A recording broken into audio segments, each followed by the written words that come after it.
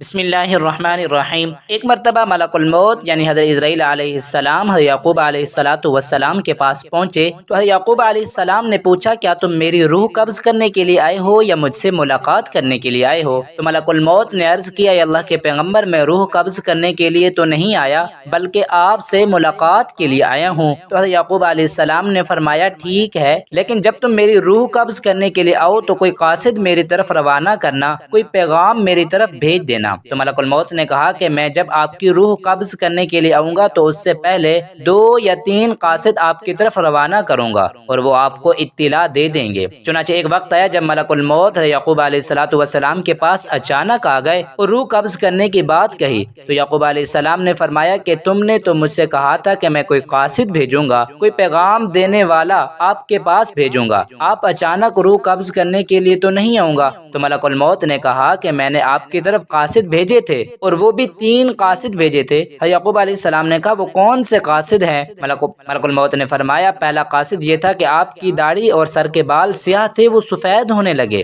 دوسرا قاصد میرا یہ تھا کہ آپ کے جسم میں جو طاقت اور توانائی تھی وہ ختم ہونے لگی اور آپ کے جسم میں کمزوری آنے لگی۔ اور تیسرا قاصد میرا یہ تھا کہ آپ کی کمر جو بالکل سیدھی تھی وہ آہستہ آہستہ جھکنے لگی۔ تو یہ 3 نشانیاں ملک الموت نے بتلائیں اور ملک الموت یعنی حضرت اسرائیل علیہ السلام نے یہ بھی فرمایا کہ ہر مرنے والے کے پاس تقریباً میرے قاصد آتے رہتے ہیں، لیکن لوگ ان کو نہیں سمجھتے، لوگ ان کو نہیں مانتے۔ اگر مرنے والا بندہ اپنی زندگی میں نیکیوں اور تقوی میں مشہور تھا، اس کی موت کے بعد اس کا چہرہ خوبصورتی سے چمک اٹھا تو یہ ایسی علامت ہے جس سے اچھا تاثر لیا جا سکتا ہے اور اس پر خیر کی امید کی جا سکتی ہے۔ مثال کے طور پر مرنے کے بعد لوگ اس کی تعریف کریں اور اس کے لیے دعائیں کریں تو یہ اس کے نیک ہونے کی نشانی ہے۔ اسی طرح زندگی میں اچھے لوگوں کی صحبت بھی انسان کے نیک ہونے کی نشانی ہے۔ حسن خاتمہ کے بہت سے اسباب ہیں جس میں اللہ تعالیٰ کی اطاعت پر استقامت، اللہ تعالیٰ کے بارے میں حسن ظن، سچائی، پرہیزگاری، توبہ، موت کو کثرت سے یاد کرنا اور دنیاوی چاہتیں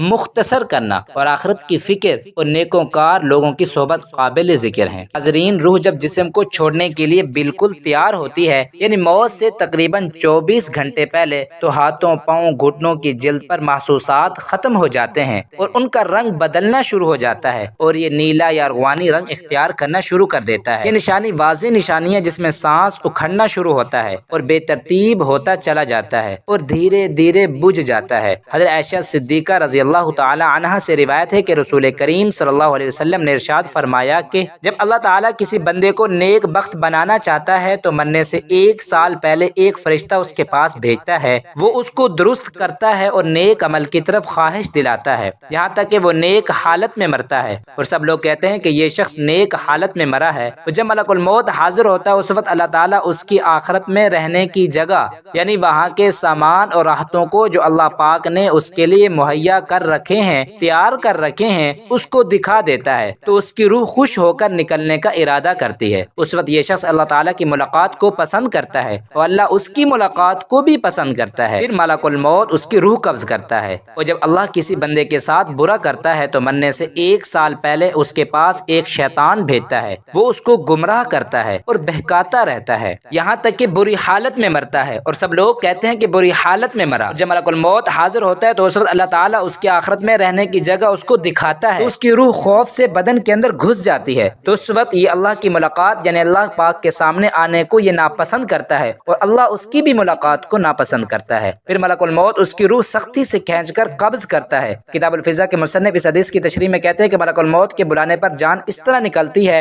جیسے سپیرا سانپ کو اس کے سوراخ سے بلائے، اور مومن اور کافر دونوں کے جسموں سے روح نکلنے کی حالت یکساں ہوتی ہے۔ فرق صرف یہ ہے کہ مومن کی جان تو خود نکل جانا چاہتی ہے اور کافر کی جان ہو تک آ کر جسم کے اندر واپس جانا چاہتی ہے۔ جابر رضی اللہ تعالی عنہ سے روایت ہے کہ میں نے رسول کریم صلی اللہ علیہ وسلم کو وفات سے 3 دن پہلے یہ کہتے ہوئے سنا کہ تم میں سے جو کوئی مرے تو اس حالت میں مرے کہ وہ اللہ تعالیٰ کی نسبت اچھا گمان رکھتا ہو۔ اللہ تعالیٰ کے ساتھ اچھا گمان اعمال صالحہ سے پیدا ہوتا ہے۔ آپ صلی اللہ علیہ وسلم کے ارشاد کا حاصل یہ ہوا کہ اعمال صالحہ کی پابندی اس قدر کرو مرتے وقت حق تعالیٰ کے ساتھ حسن ظن پیدا ہو جائے۔ حضرت انس رضی اللہ تعالی عنہ نے فرمایا کہ رسول کریم صلی اللہ علیہ وسلم نے ارشاد فرمایا کہ دیکھو تم میں سے جو کوئی مرے تو اس حالت میں مرے کہ وہ اللہ پاک کی نسبت اچھا گمان رکھے، کیونکہ کیونکہ اللہ سے اچھا گمان رکھنا جنت کی قیمت ہے، یعنی جس کو حق تعالیٰ سے حسن و ظن پیدا ہو گیا وہ جنت میں چلا گیا۔ حضرت سلمان فارسی رضی اللہ عنہ سے روایت ہے کہ میں نے رسول کریم صلی اللہ علیہ وسلم کو فرماتے ہوئے سنا کہ میت کو موت کے وقت پیشانی سے اگر پسینہ آئے، آنکھ سے آنسو اور ناک کی سوراخ کشادہ ہوں تو یہ اللہ کی رحمت ہے جو اس پر نازل ہوتی ہے۔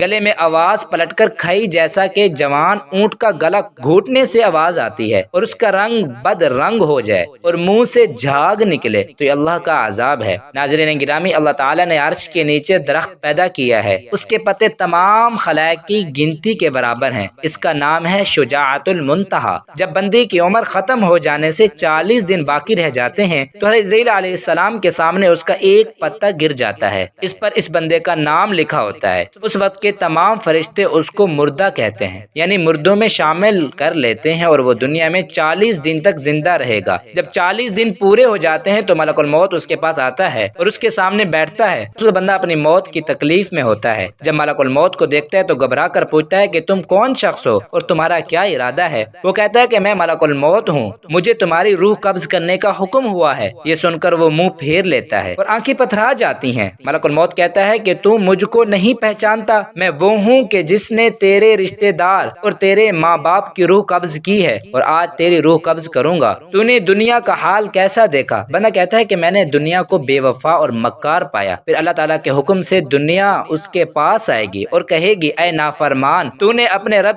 کی کس قدر نافرمانی کی اور کس قدر تو نے گناہ کیے۔ تو نے نصیحت کی بہت ساری باتیں سنی لیکن تم نے جانا کہ ہم دنیا میں ہمیشہ رہیں گے۔ یاد رکھو کہ میں تجھ سے اور تیرے اعمال سے بیزار ہوں۔ پھر اس کے اعمال اس کے سامنے آئیں گے اور کہیں گے اے نافرمان، تو نے ناحق طریقے سے مجھ کو حاصل کیا، اگر تو غریب اور مسکین پر خرچ کرتا تو آج تیرے کام آتا۔ ایک روایت میں ہے کہ جب آدمی کی زبان بند ہو جاتی ہے 4 فرشتے اس کے پاس آتے ہیں اور سلام کرتے ہیں۔ پہلا فرشتہ آتا ہے اور سلام کے بعد کہتا ہے اے اللہ کے بندے، میں اللہ کی طرف سے تیری روزی پر موکل تھا، میں نے تمام زمین پر پورا پرچم تک تلاش کیا مگر تیری روزی کا ایک لقمہ بھی کہیں نہ پایا۔ پھر دوسرا فرشتہ آتا ہے اور سلام کے بعد کہتا ہے اے اللہ کے بندے، میں تیرے پانی پر موکل تھا، میں نے تمام زمین پر پورا پرچم تک تلاش کیا مگر تیرے پینے کو ایک قطرہ پانی کہیں نہ پایا۔ تیسرا فرشتہ آتا ہے اور سلام کے بعد کہتا ہے اے بندے، اللہ کی طرف سے میں تیری سانس پر موکل تھا، میں نے تمام زمین پر پورا پرچم تک تلاش کیا، میں نے تیرے واسطے ایک سانس بھی کہیں نہ پایا۔ پھر چوتھا فرشتہ آتا ہے اور سلام کے بعد کہتا ہے اللہ کے بندے، اللہ کی طرف سے میں تیری عمر پر موکل تھا، میں نے تمام زمین پر پورا پرچم تک تلاش کیا مگر تیری عمر کا ایک حصہ بھی کہیں نہ پایا۔ اس کے بعد نامہ اعمال لکھنے والے 2 فرشتے اس کے پاس آتے ہیں اور سلام کے بعد کہتے ہیں اے اللہ کے بندے، ہم تیرے اعمال لکھنے پر موکل تھے۔ وہ نامہ اعمال اس کو دکھائیں گے اور کہیں گے دیکھ یہ تیرا نامہ اعمال ہے۔ اس وقت میت کی آنکھ سے آنسو جاری ہوتے ہیں اور دائیں بائیں دیکھتا ہے اور نامہ اعمال پڑھنے سے ڈرتا ہے۔ اس کے بعد ملک الموت اس کی روح قبض کرتے ہیں۔ ایک روایت میں ہے کہ ربیع ابن انس رحمۃ اللہ علیہ سے کسی نے پوچھا کہ ملک الموت تنہا ہی سب کی روح قبض کرتا ہے یا ان کے ساتھ اور فرشتے بھی کام میں شریک ہوتے ہیں؟ تو فرمایا کہ روح قبض کرنے کا کام انہی کے حوالے ہے لیکن اس کام پر ان کے ساتھ بہت سے فرشتے مدد کے واسطے دیے گئے ہیں اور ملک الموت ان کے سردار ہیں، ان کا ہر قدم دنیا کے پرچم کے برابر ہے۔ پھر ربیع بن انس سے پوچھا مومنین کی روح کہاں رہتی ہے؟ فرمایا 7ویں آسمان کے اوپر سدرۃ المنتہا کے پاس۔ حضرت ابو ہریرہ رضی اللہ عنہ سے روایت ہے کہ آپ صلی اللہ علیہ وسلم کا ارشاد گرامی ہے جب انسان مر جاتا ہے تو اس کے اعمال کے ثواب کا سلسلہ اس سے منقطع ہو جاتا ہے مگر 3 چیزوں کے ثواب کا سلسلہ باقی رہتا ہے۔ نمبر 1 صدقہ جاریہ، نمبر 2 راستے میں پڑی اینٹ جس سے راہگیر نفع حاصل کرے، اور نمبر 3 صالح اولاد بننے کے بعد اس کے لیے دعا کرے۔ ایسے اعمال جن کا تعلق دنیاوی زندگی سے ہوتا ہے ان کے اثرات مرنے کے بعد دنیا میں ہی ختم ہو جاتے ہیں۔ اللہ پاک ہمیں نیک اعمال کرنے کی توفیق عطا فرمائے اور ہمارا